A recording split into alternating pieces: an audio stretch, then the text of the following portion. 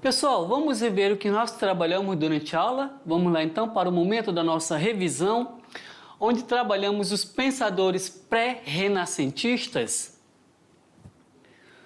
Trabalhamos o pensamento de Guilherme de Ockham, Dante Alighieri e Marcílio de Pádua. Vimos que os filósofos teóricos do final da Idade Média, eles foram considerados pré-renascentistas.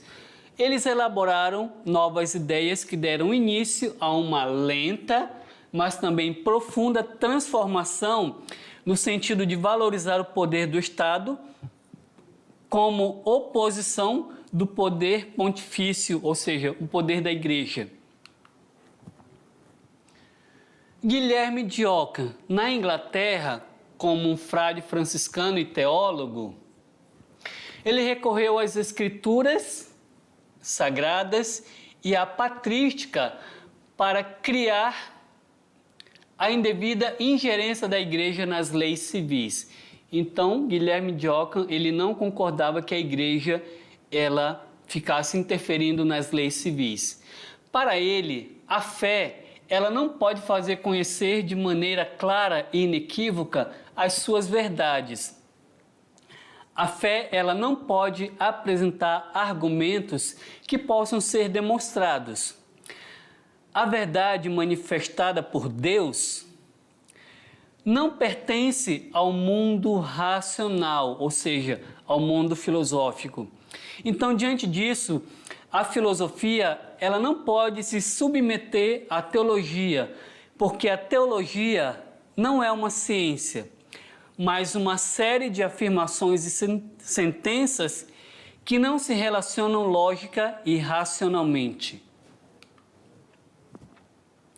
Dante Alighieri foi um poeta italiano, autor de A Divina Comédia e também escreveu A Monarquia, obra onde ele introduz teses naturalistas e propõe a eliminação do papel do mediador do Papa, ou seja, o Papa não interferindo mais na sociedade civil.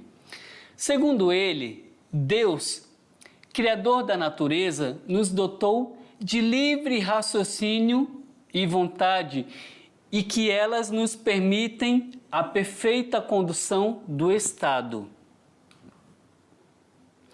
Já Marcílio de Pádua foi filho de um jurista, estudou artes e medicina em Pádua.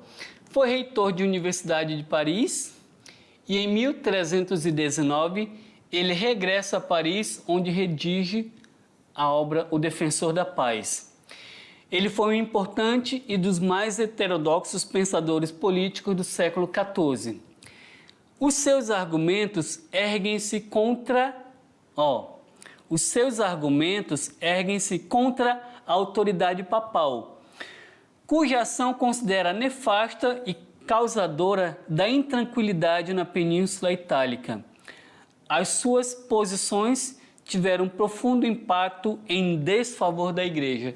Então, Marcílio de Pádua, como a gente já viu, e os outros filósofos, Dante Alighieri e Guilherme de Ockham, eles não concordavam, eles já começavam a pensar uma sociedade laica, da qual a sociedade não dependeria mais dos ditames da Igreja. A Igreja não precisaria mais ditar como seria a forma de vida das pessoas. O Estado, sim, ele pode determinar como as pessoas vão viver a sua vida. A Igreja, então, no caso, ela vai determinar como as pessoas vão herdar o reino de Deus. Então, com isso, há a separação entre o Estado e a Igreja, entre filosofia e a teologia. Galera, agora vocês vão para a atividade de sala e daqui a pouquinho a gente retorna para as nossas correções.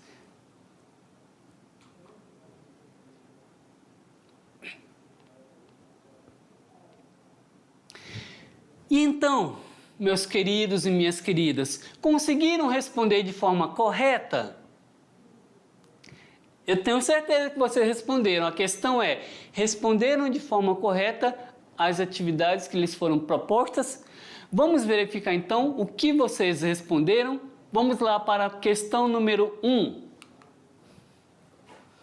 Olha só, Os filósofos teóricos do final da Idade Média, eles foram considerados pré-renascentistas, onde eles elaboraram novas ideias que deram início a uma lenta e profunda transformação no sentido de valorizar o poder do Estado como oposição do poder pontifício.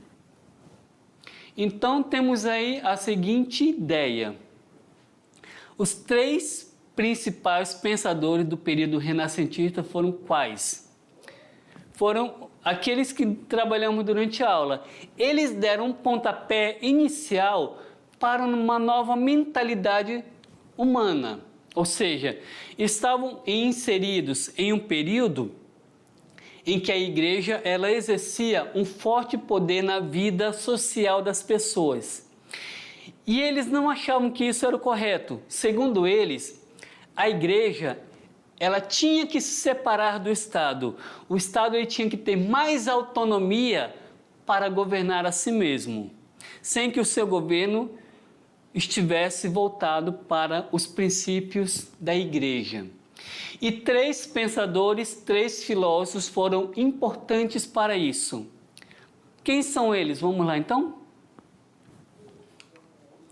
Alternativa A: Platão, Aristóteles e Sócrates. B: Ptolomeu, Pirro e Marco Aurélio. C: Agostinho, Tomás de Aquino e Abelardo. D: Guilherme de Ockham, Dante Alighieri e Marcílio de Pádua. Ou alternativa E: Tales de Mileto, Anaxímenes e Anaximandro. Qual é a resposta correta? Fácil, né, galera? Muito fácil essa daí.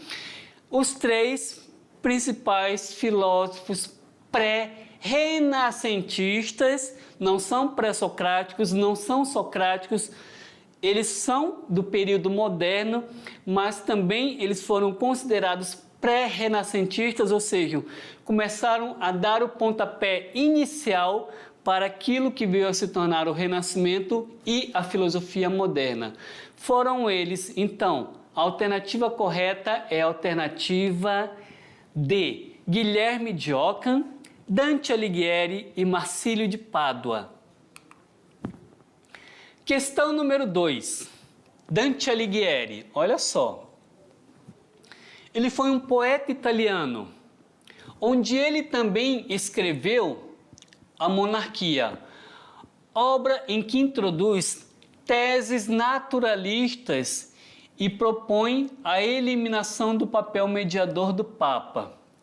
Segundo ele, Deus, o Criador da natureza, nos dotou de livre raciocínio e vontade, que nos permitem a perfeita condução do Estado.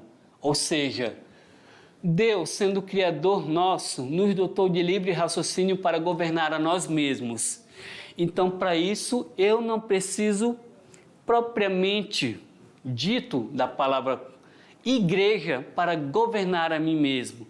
Então, Dante Alighieri, ele já pensa uma sociedade da qual a igreja ela não tem um papel total sobre a sociedade, sobre as pessoas. O papel dela é reduzido estritamente dentro da igreja. O papel da igreja é somente dentro da igreja. O papel do governante é para o povo.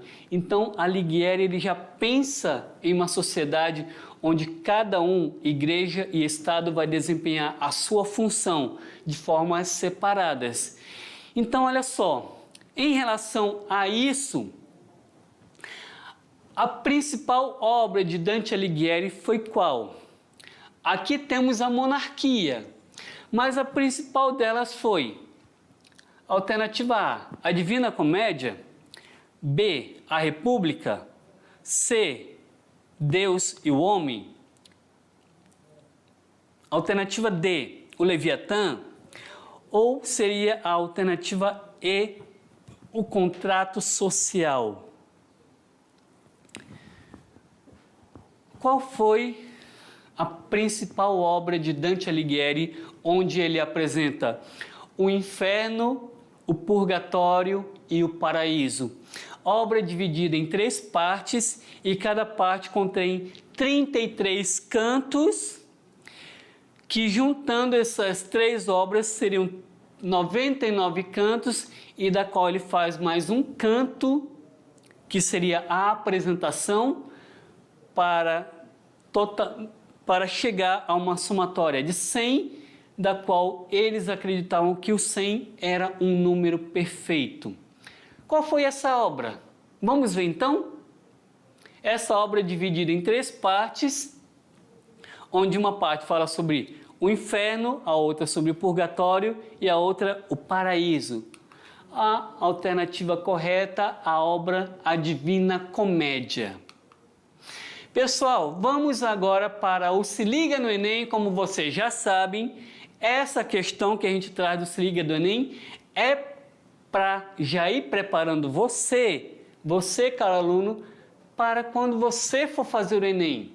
O nosso objetivo com essa questão do Se Liga no Enem é já ir preparando cada um de vocês para quando vocês forem fazer o Enem, como uma forma de futuramente vocês ingressarem na universidade, porque o nosso objetivo é esse, formar vocês para chegarem à universidade.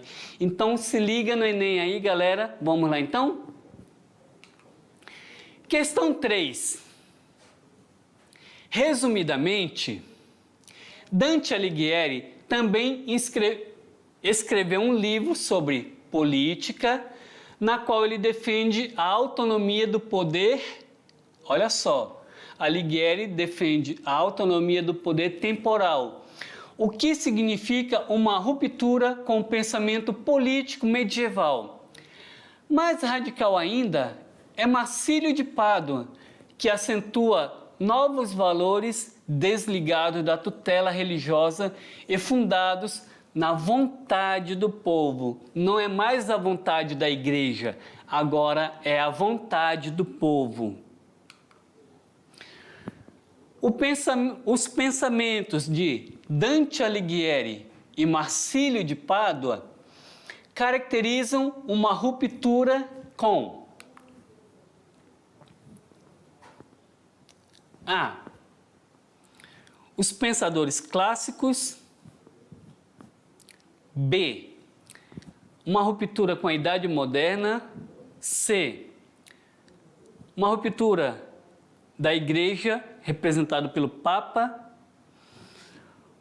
D. Uma ruptura dos filósofos da natureza. E a alternativa E. Uma ruptura com o período temporal. A ruptura do Estado se dá aonde? Onde é que apresenta? Durante a aula nós falamos bastante sobre isso, a ruptura. A filosofia, ela rompe com a teologia. E quem rompe com o Estado, quem rompe com a Igreja, com o Papa?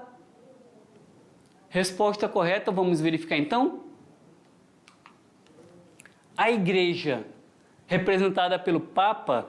Então, ali acontece a ruptura do Estado com a Igreja. Ou seja, o Papa, representante maior da Igreja, ele vai governar as pessoas para levar as almas a Deus. Então, a missão do Papa, da Igreja, é dentro da Igreja. A missão do Estado é dar um bom governo para a sociedade. A missão do governante é fazer com que a vontade do povo também seja aquilo que a gente fala, a vontade do povo é a vontade de Deus, não é mais representada nesse período. Ou seja, a vontade do povo tem que ser a vontade do governante. O governante tem que governar para o povo. O papel do Papa agora é levar almas a Deus.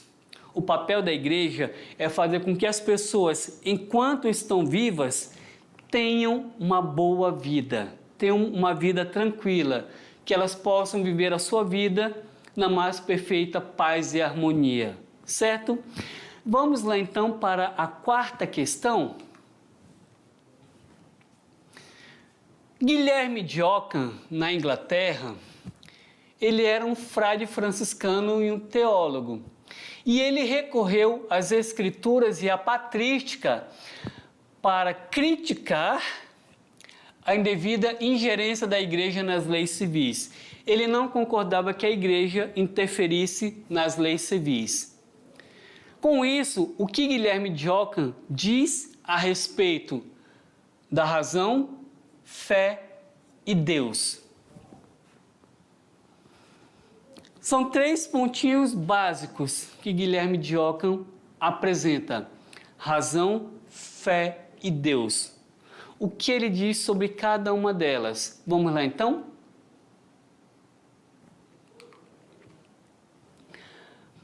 Para Guilherme de Ockham, a fé não pode fazer